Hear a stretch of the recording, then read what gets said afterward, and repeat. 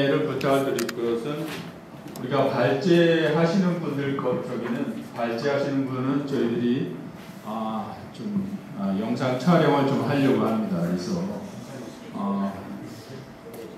이 발제하시는 우리 조영훈 교수님 뭐라 그러시냐면 이런 거를 가지고 외부에 알리냐 송출하냐 그러시는데 저는 이제 그렇게 생각하지 않는 사람. 저는 중요하지 않은 중요하지 않은 게 더 중요하다고 생각하는 사람이라서 그게 더 중요하고 진짜 중요하다.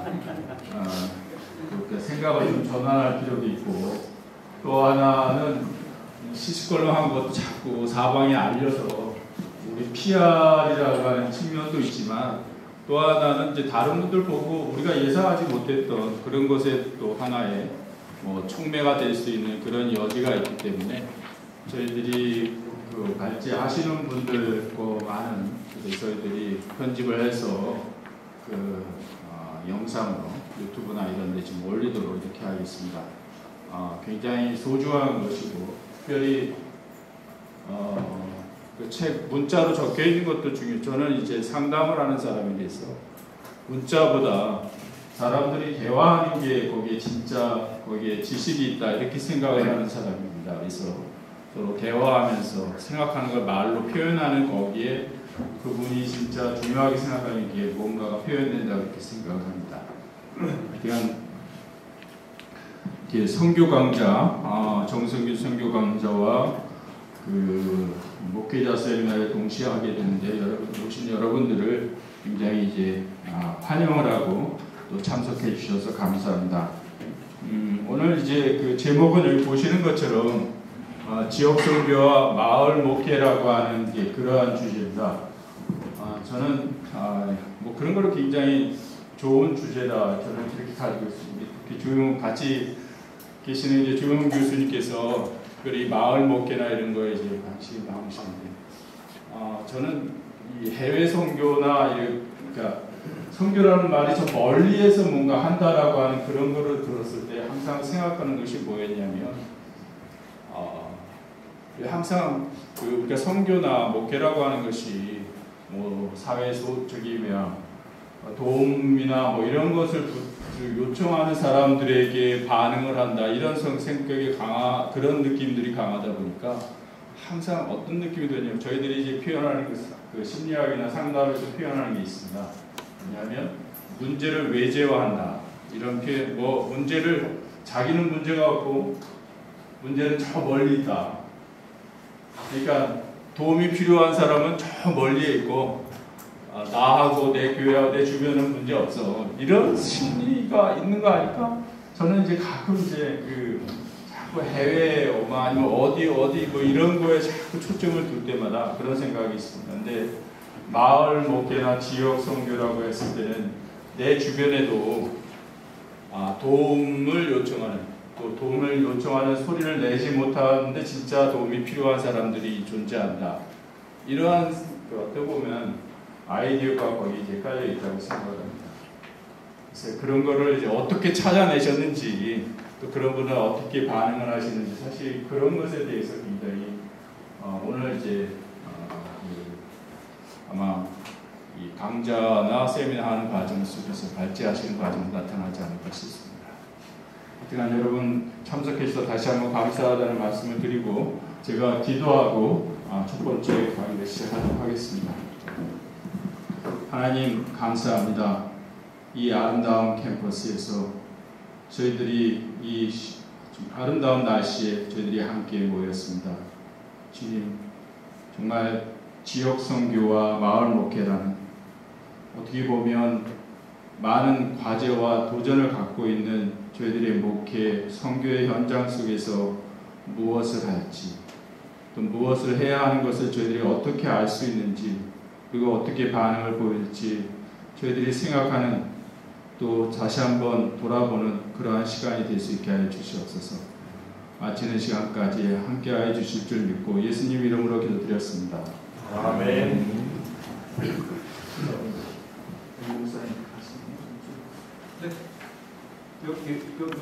네. 그러면 우리 첫 번째 순서가 자연 생태계와 함께하는 생명 목회. 묵상생 자유교회 부경기 목사님이 나오시는데 여러분 박수로 환영해 주시기 바랍니다.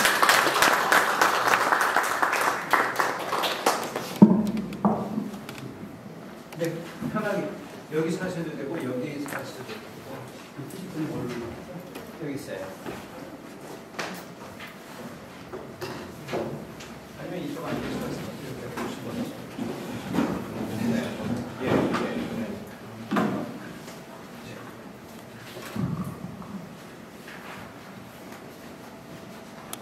네, 반갑습니다.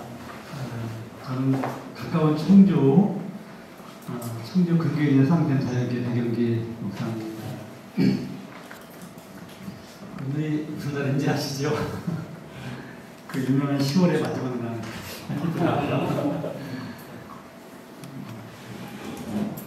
저는 92년도에 그 교회를 개척했습니다. 근데 뭐 한 번도 이렇게 뭐 만만한 적은 없었지만 그래도 재미있다라고 생각을 하고 왔어요. 근데 그런 마음을 가지는 그 근거는 저는 이제 하나님에 대한 믿음이 있기 때문에 그렇습니다. 뭐 같은 목회나 뭐 또 일이나 여러 가지 사역들이 쉽지 않고 만만치 않다고 얘기를 많이 하는데 그런 것을 이제 우리가 세상에서 받는 시선 때문에 그렇다고 생각해요. 그러니까 여러 가지 비교와 경쟁과 성과와 이런 것들이 우리를 굉장히 힘들게 하기 때문에 모든 것들이 굉장히 어렵게 되는 거 아닌가 싶습니다. 제가 성경을 통해서 제가 만난 하나님은 그런 세상적인 기준이나 잣대를 우리를 바라보지 않으시더라고요. 그러니까 정말 세상에서 알았던 모든 것들이 성경을 통해서는 또 예수님을 통해서 완전히 달라지는 것을 보게 됩니다. 근데 그런 것들을 이렇게 붙잡고 가다 보면 정말 이게 할 수 있구나, 이게 할 만하구나, 또 이게 정말 되게 재미있고 의미 있는 거구나, 이런 것들이 저는 생각이 들어요. 근데 잘한다는 게 뭘까? 또 성공한다는 게 뭘까? 이런 것들은 굉장히 좀 고민하게 하는 그러한 말이긴 하지만 사실 그런 것들에 대한 판단이 저는 하나님은 좀 다른 것 같아요. 그래서 우리는 숫자가 많아야 되고 또 뭔가 이렇게 좀 커야 되고 분명 성과가 있어야 되는데 하나님은 그런 기준을 보지 않으시더라고요. 그래서 저는 정말 시골에 작은 교회에 있지만 재미있습니다. 그리고 보람이 있습니다. 그리고 이게 하나님이 저에게 주신 거라고 생각해서 저는 굉장히 의미 있다고 생각하고 하고 있어요. 이따가 나오겠지만 어쨌든 우리가 이러한 마음을 가지고 하면 저는 힘들 일이 없지 않나. 굳이 우리가 뭐 크고 높은 데로 올라가려고 하거나 또 그렇게 우리가 세상으로 인정을 받으려고 하거나 이런 것들만 내려놓을 수 있다면 각자에게 주어진 모든 목회 현장에서 또 내가 하는 이런 일들이 굉장히 소중한 거 아니겠나 생각해 봅니다. 저희 교회가 녹색교회이고 또 쌍샘 자연교회입니다. 여러분 꽃 한 송이 보시죠. 코스모스 한 송이를 보시면 그 코스모스 한 송이에서 부족함이나 뭔가 아쉬움이나 뭔가 문제 같은 걸 찾아볼 수 있나요? 들국화도 그렇고 무궁화꽃도 그렇고 꽃 한 송이를 바라보면서 거기에서 뭔가 이게 뭔가 부족한데 이게 뭔가 좀 아쉬운데 이런 게 있나요? 강아지풀 하나에서도 저는 그런 걸 찾아볼 수 없더라고요. 고양이를 길러보시면 정말 예쁜 짓 많이 하고요. 정말 놀랍습니다. 그 감정, 또 이렇게 여러 가지 뭐 행동 이런 것들을 보면 정말 놀랍습니다. 하나님 만드신 모든 피조 세계의 자연들은요, 생명들은요, 정말 부족한 것입니다. 완벽하다면 뭐 그런 점 문제가 있겠지만 정말 저는 문제라고 느낄 수 있는 것들이 없는 것 같아요. 나무, 그리고 뭐 풀, 꽃, 그리고 모든 동물 하나하나들이 너무나 신비롭고 정말 그 하나하나가 정말 온전한 이런 것들을 보게 됩니다. 그런데 사람이 만든 것은 그렇지 않아요. 자동차 좋은 거 나왔는데 좀 지나면 뭔가 이렇게 아쉬워요. 뭔가 부족해. 자꾸 새로운 것들이 끊임없이 이렇게 보완되고 이렇게 채워지면서 만들어지거든요. 이게 하나님 만든 것과 사람이 만든 것의 차이가 아닌가. 전 그런 생각을 해보게 돼요. 우리는 하나님 만드신 그런 세상에 살아가고 있어요. 정말 그분이 만드신 것이 그 존재로도 그렇고 우리에게도 그렇고 너무나 소중하고 훌륭한 이런 것들로 존재하고 있다는 거예요. 뿐만 아니라 그 모든 것은 다 우리에게 거저주신 정말 공짜로 주신 은혜로 선물입니다. 여러분 고등어 한 마리가 있으면 고등어 한 마리 3,000원이면 그 고등어 한 마리 3,000원이 정말 고등어 값이 포함이 된 걸까요? 고등어 값이 포함된 게 아닙니다. 거기에 어부가 그물을, 배를 이런 수고와 이런 모든 것들 포함돼 또 중간 상민과 또 소매상으로 건너오면서 관리와 운영에 필요한 모든 것들이 이렇게 추가돼서 붙은 것이지 실제로 진짜 고등어 값은 포함되지 않은 거예요. 이 땅의 모든 것은 하나님이 거저 주셨고 거저 우리에게 함께 나누며 살도록 주신 것들이죠. 그래서 우리는 정말 그냥 빈 알몸으로 왔다가 그렇게 그의 세상에 살다가 또 그렇게 돌아가는 거죠. 뭐 내게 있어야죠. 처음부터 내 것이 있거나 뭐 내게 있을 때 우리가 손해봤다 또는 망했다 이거 뭐 이렇게 얘기할 수 있는 것이지 그런 게 없는 거 아닌가요? 그래서 저는 그냥 살아가는 만큼 우리는 너무나 뭐랄까요 정말 그냥 성공하고 행복하고 정말 값지고 훌륭한 삶을 살아가는 거 아닌가요? 그래서 그런 마음으로 본다면 그냥 나의 존재도 그렇고 또 하는 일이라든지 이런 것들도 너무나 감사하고 귀한 거예요. 아무것도 없이 시작했는데 이 살다 보니까 이것저것 챙겨지고 이것저것 뭐 만들어지고 함께하는 것들이 너무나 많아져서 지금은 정말 너무나 풍요롭고 풍성한 이런 삶을 살아가고 있습니다. 이건 뭐 저만 그런 게 아니겠죠. 그런가 하면 이 교회는 공동체입니다. 아무리 작아도 또 아무리 시골에 있어도 교회는 공동체잖아요. 저는 교회의 가장 중요한 정신이라고 할까 교회의 가장 귀한 생명력이라는 공동체라고 생각합니다. 요즘 뭐 종교의 시대가 끝났다 이런 얘기도 많이 들리더라고요. 이 뭐 여러 가지 의미가 있겠지만 저는 정말 그게 정말 종교의 기능과 종교의 수명과 이런 것들이 다 뭐 이제 해서 더 이상 종교가 필요 없는 시대가 되었다 이렇게 생각하지 않아요. 어쩌면 종교가 그 종교 본연의 본질을 놓쳤기 때문에 종교가 관련된 생명력과 그 영성을 놓쳤기 때문에 더 이상 사람들이 이 종교는 이제 더 이상의 우리한테 아무런 기능과 역할을 못한다. 이러면서 그런 이야기 나오는 것이 아닙니다. 그래서 그렇게 이제 세속화된 아니면 세상을 조찰하거나 그런 어떤 기준으로 존재하는 게 아닌 정말 그 종교 본연의 정신과 그 본질과 생명을 가지고 있으면요. 저는 충분히 교회나 이런 신앙과 종교가 존재감 또는 그 필요성, 중요성 이런 것들이 저는 충분히 더 부각될 수 있다고 생각합니다. 한겨레 신문에 있었던 그 조현 기자가 전에 책을 썼는데 아시죠? 우린 다르게 살기로 했다. 이런 책이고요. 부제가 혼자는 외롭고 함께는 괴로운 이런 내용입니다. 근데 어쩌면 현대인들의 이런 어떤 것을 그냥 완전히 종목을 찌른 그런 이야기죠. 혼자 사는 건 너무 좋은데 외로워. 함께 사는 건 괜찮은데 괴로워. 이런 것을 이야기하고 있는데요. 물론 이제 그 책에서 이야기하는 것은 정말 공동체가 너무나 재미있고 너무나 아름답고 그리고 정말 멋있게 살아가는 그런 공동체를 소개하고 있는 거지. 교회가 공동체입니다. 저는 공동체성을 잃어버리면 교회는 생명이 끝난 거 아닙니다. 뭐 조직으로 또는 뭐 다른 것으로 운영될 수 있을지 모르지만 그 교회의 생명력은 사실은 저는 공동체성이 있다고 생각합니다. 하나님께서 각자와 우리 모두에게 주신 그런 것들을 우리가 소중하게 여기고 우리가 붙잡고 갈 때 교회는 충분히 있는 사람과 또 밖에도 영향을 줄 수 있지 않나 이런 생각을 해봅니다. 저희 교회가 청주에서 10년이 있었고요. 그리고 그 지역이 재개발되면서 지금의 자리에 옮겨갔습니다. 시골로 옮겨간 거죠. 옮겨가서 원래는 이렇게 천막을 좀 치고 돈이 없었으니까요. 땅만 조그맣게 사고 그리고 이렇게 이제 천막을 좀 치고 천막에서 좀 보이자. 그러다가 여력이 되면 그때 좀 짓자. 이런 마음이었거든요.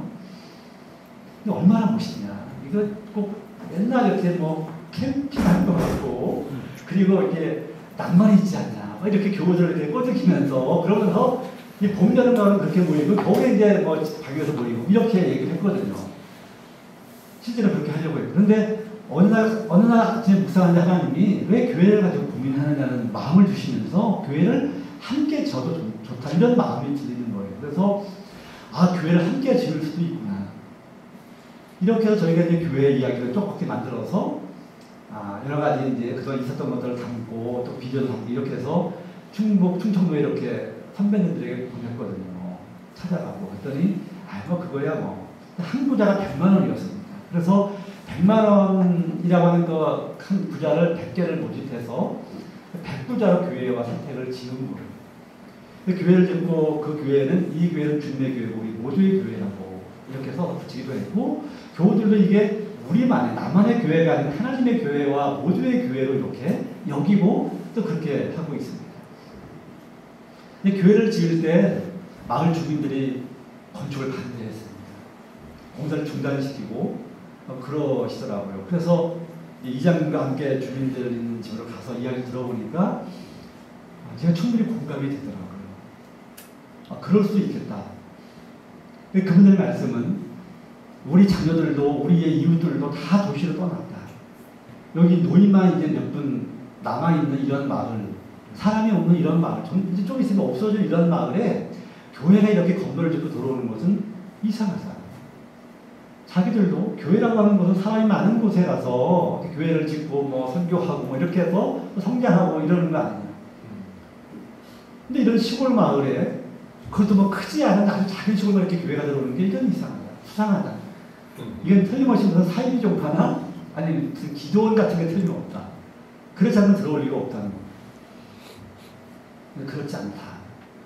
저희는 시작하는 게 아니라 청주 있던 교회가 오는 것이고 뭐 어떤 교회가 쭉 설명을 드렸지만 저는 밖에서 오니까 쉽게 이게 납득이 안 되는 거죠.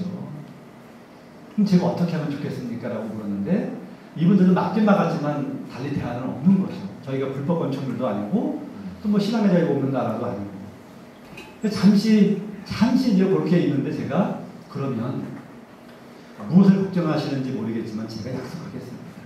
종이를 주십시오. 그 종이를 받아가 제가 각서를 써드렸어요. 쌍샘 교회는 우리 마을에 해가 되는 일을 하지 않습니다. 그리고 주민이 원치 않는 여기를 떠나겠습니다. 라고 써드리고 도장을 찍고 드렸어요. 그걸 받아본 주민들이 더 이상 뭐 떠나겠다는데 반대하면 마을에 해가 되면 하지 않겠다는데 그래서 그렇게 이제 공사를 마무리했는데요. 저는 공사를 마무리하기 위해 써드린 건 아닙니다. 저도 모태신앙이고 교회를 쭉 다니고 그랬지만 그래서 문제도 있고 또 비판도 받고 비난도 받고 여러 가지 뭐 이런 것들이 여전히 많이 있는 세상이긴 하지만 교회가 세상의 짐이 된다. 교회가 마을의 그 걸림돌이 된다는 생각은 전혀 없습니다. 물론 현실적으로 그런 것들이 존재하고 있지만 그게 교회의 전부가 아니고 교회의 본질은 교회를 허락하신 하나님의 뜻은 거기에 있지 않다고 저는 생각합니다. 그래서 정말 자신 있게 써드렸어요. 이분들이 우리 교회에 혹시 뭘 얘기할까? 환경의 문제? 아니면 마을의 뭐 복지의 문제? 아니면 무슨 교육의 문제? 하여튼 마을에 여러 가지를 이야기한다고 했을 때 그런 것들을 우리는 충분히 받아들이고 아니면 어쩌면 우리가 그런 것들을 먼저 우리가 해나갈 마음의 뜻과 의지가 있었거든요.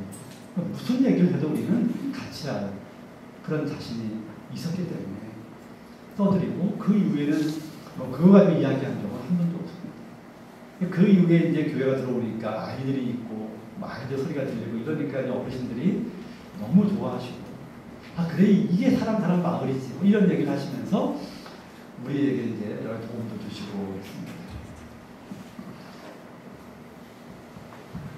저는 그런 마음이 중요하다고 생각합니다. 교회에 대한 또 내가 가지고 있는 이 신앙에 대한 가장 기본적이고도 아주 그 중심되는 어떤 본질에 대해서 정리를 한번 하는 것. 그래야만 우리가 세상에서 온 여러 가지 유혹이라든지 시련이라든지 어떤 고난의 문제를 우리는 좀 넘어설 수 있지 않나 이런 생각을 한번 해봅니다. 92년도에 교회가 개척이 됐고요. 이 쌍샘은 동네 이름입니다. 샘이 2개가 붙어 있는 마을이에요. 근데 여기는 피난촌입니다. 그래서 약간 달동네죠. 저희가 교회를 시작하면서 이제 막 개척하는 사람도 없는 교회가 어디로 가면 교회가 할 일이 있을까 또는 교회를 필요로 할까 이런 고민을 했는데 여기에는 교회가 없었어요. 그래서 이것을 찾아 들어가서 공부방과 함께 사회 선교를 한다고 들어갔습니다. 공부방, 국어실, 또 한글 교실 또는 뭐 지역사회 학교 같은 걸 하면서 그러면서 지역과 함께하는 교회가 되고자 했습니다. 그렇게 재미있게 저희는 지냈고 또 그러면서 좋다. 여기 평생 있어도 좋겠다. 이런 마음으로 교회를 계속 이어가고 있었던 건데 한 7, 8년 지나면서 마을에 변화가 온 거예요.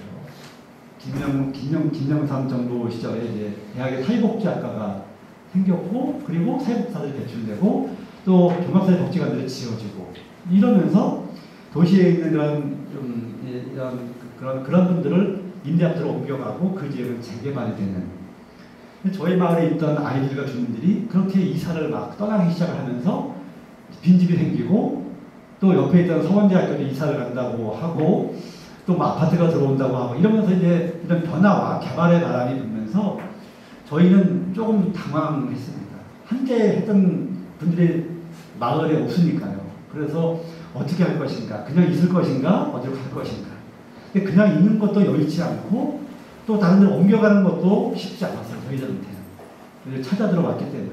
그래서 고민을 하다가 저희는 시골로 갑시다. 이런 얘기를 교회에 꺼낸 거죠. 근데 교우들 그 얘기를 깜짝 놀라시더라고요. 아니 목사님 다른 건 저희가 다 이해하겠는데 시골로 가면 그러면 뭐 30분씩 이렇게 가야 되는데 누가 거기까지 교회를 갑니까? 그건 아닌 것 같다. 다시 한번 생각해 보면 좋겠다. 이런 얘기를 하시더라고요. 근데 저는 시작할 때부터 그런 마음을 가졌어요. 하나님의 교회를 좀 다르게 보면 좋겠다. 이런 마음을 가지고 있어서 교우들을 설득했죠. 같이 수련회 때 토론도 하고 또 발표도 시키고 또 그리고 탐방도 좀 보내고 이러면서 우리 교회는 어떤 교회가 되어야 될 것인지 또 어떤 일을 하면 좋을지 그리고 우리가 무엇을 지향할 것인지 이런 것들을 같이 이야기 나누면서 교우들을 설득을 시켰고 또 교우들이 이렇게 또 탐방을 다니면서 생각이 달라지더라고요. 제가 얘기할 때는 아니 뭐 목사님이 하시는 얘기니까 뭐 이렇게 했는데 다녀오고 현장을 보고 이렇게 하면서 교우들의 생각이 달라지더라고요.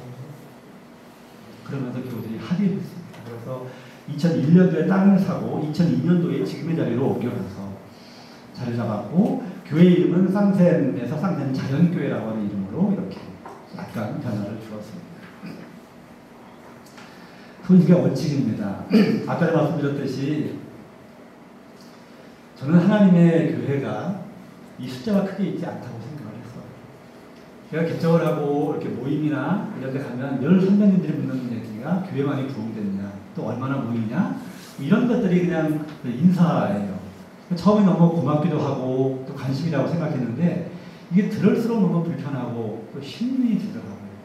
저희는 그런 뜻을 시작한 교회가 아니기 때문에 그리고 또 안타까운 건 왜 교회를 바라보는 그 뭐 시선이랄까 교회를 바라보고 평가하는 그 기준이 이 숫자가 크기밖에 없나. 하나님의 교회가 정말 이렇게 숫자가 크기를 평가받아야 되는 것인가. 이걸 좀 넘어서거나 좀 다른 것은 없나. 이런 생각을 저는 하면서 이렇게 이 숫자가 크기는 내가 넘어서다. 이런 마음을 가졌습니다. 선교 안 하겠다는 얘기 아닙니다.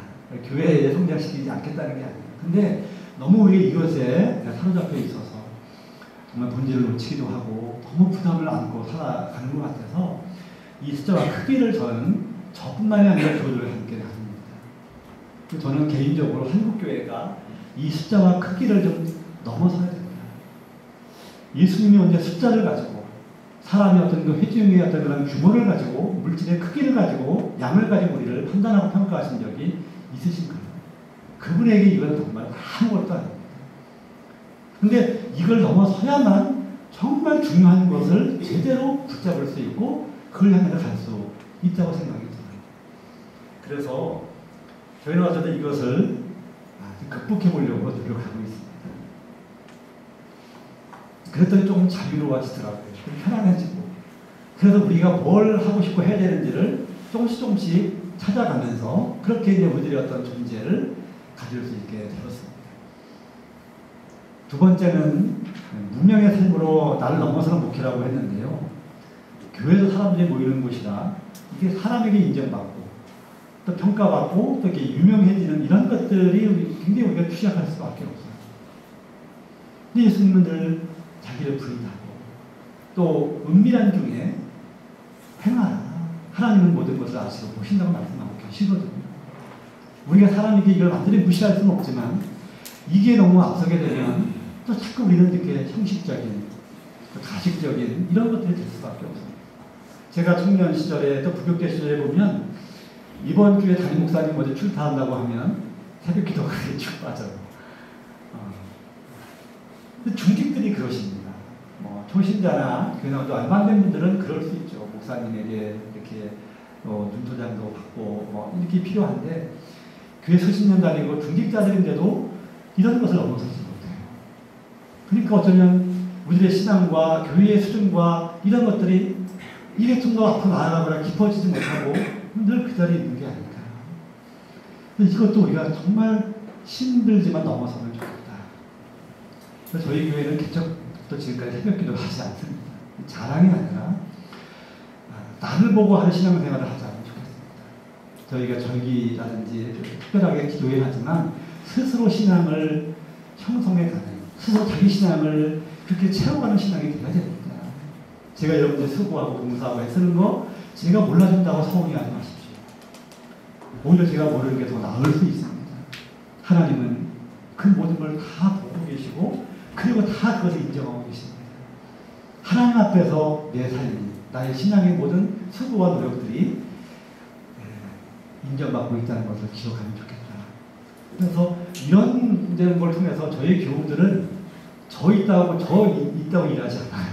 그리고 또 저 없어도 또 일을 자기 맡은 것들을 해내더라고요. 그렇게 조금씩 본인의 신앙과 본인의 역할과 책임들을 감당해 가는.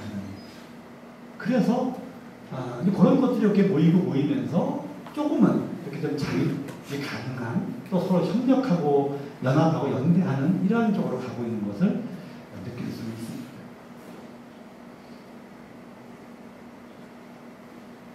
어쩌면 드러난 것보다 드러나지 않는 게 훨씬 더 크고 더 중요한 그런 게 사실이니까요. 그렇다면 교회가 무엇을 동력을 삼고 목회에 어떤 그러한 지향성을 삼을 수 있을 것인지는 생명이라고 생각합니다. 우리가 이 생명을 구원받은 것처럼 하나님은 우리에게 생명을 주었어요. 그 생명으로 우리 이 땅에 존재하고 있습니다. 근데 이 생명은 영혼만 이야기하는 것은 아니에요. 하나님 우리에게 영혼만 주신 게 아니잖아요. 육체와 우리의 삶을, 우리의 존재를 주셨잖아요.